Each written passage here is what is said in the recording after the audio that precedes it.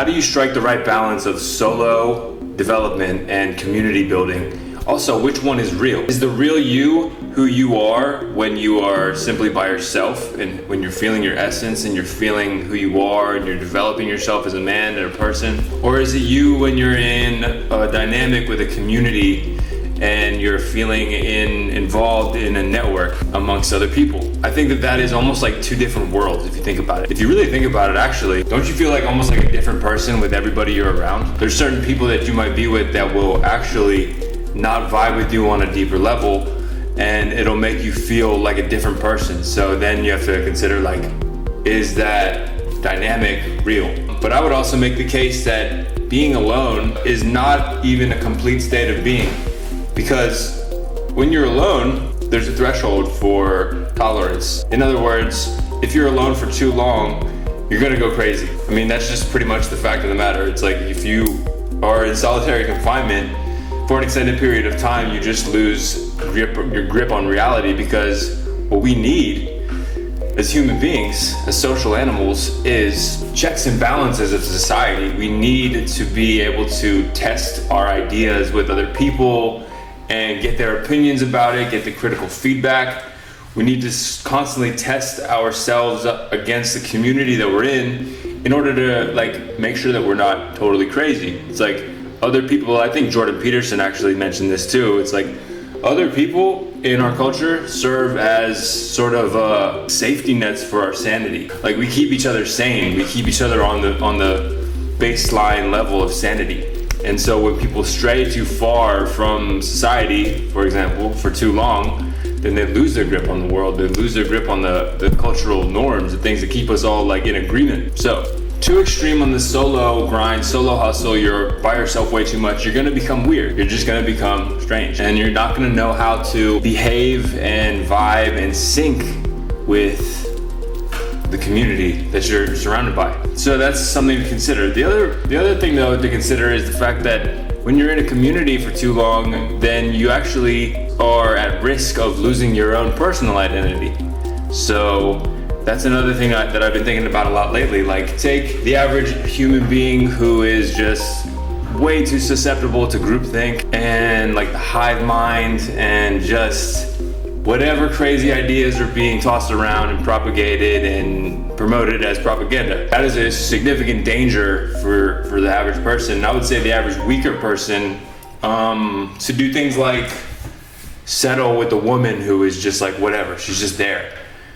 And then, like, codependency arises because the guy doesn't know how to get better women, doesn't have opportunities to get better women, doesn't have the swag or the talent or the looks or the value or the status in order to achieve the right woman.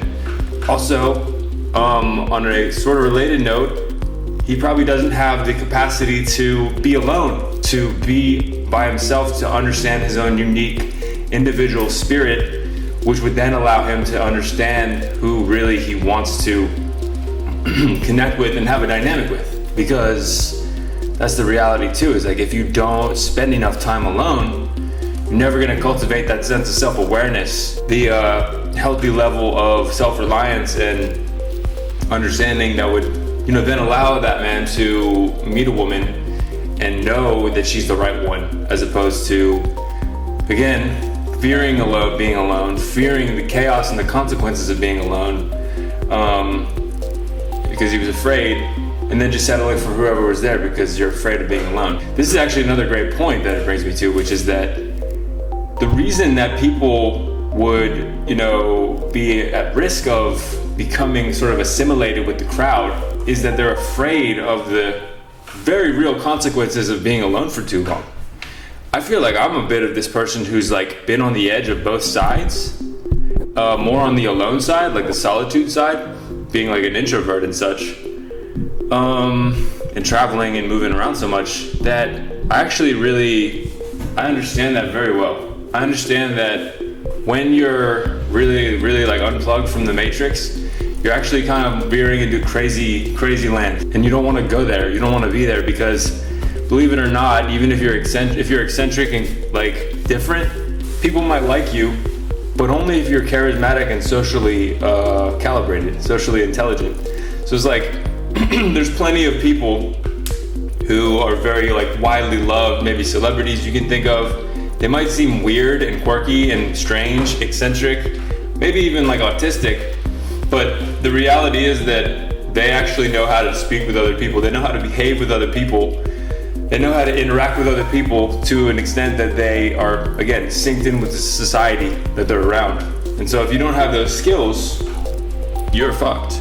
You're very fucked. And that's something to keep in mind. So basically my thesis is that if you cannot do both things, by both things I mean being very strong in yourself and your own personal identity and your own personal mission, and then also bringing it to a community and operating within a community, providing value to that community, playing nicely with that community, being able to promote that community in a positive way and not being destructive towards it. If you're not able to do that, you're gonna be extremely limited as a human being. And my other part of this thesis is that both of those things are really essential to human development, and they're also really like two sides of what is real. There is no human being without the rest of the community. We're all literally part of the same global organism. If we were just like one little microbe on the a speck microbe on the face of the earth. It's probably the case anyway.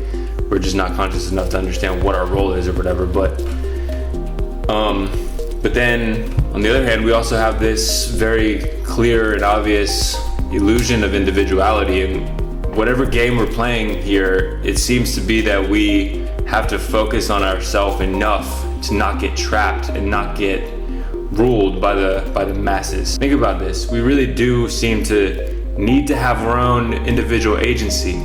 Every single thing we do in life is an opportunity to either cause destruction or be productive and cause creation. Neither you alone nor you within a community is the real version of you. It's like you doing this dance between two very different and very connected also sides of the coin. And once you learn to master that, once you learn to be a strong individual as well as a strong member of a community, then you can really be unstoppable. And that is the optimal way to live as a human. So, thank you very much. Peace.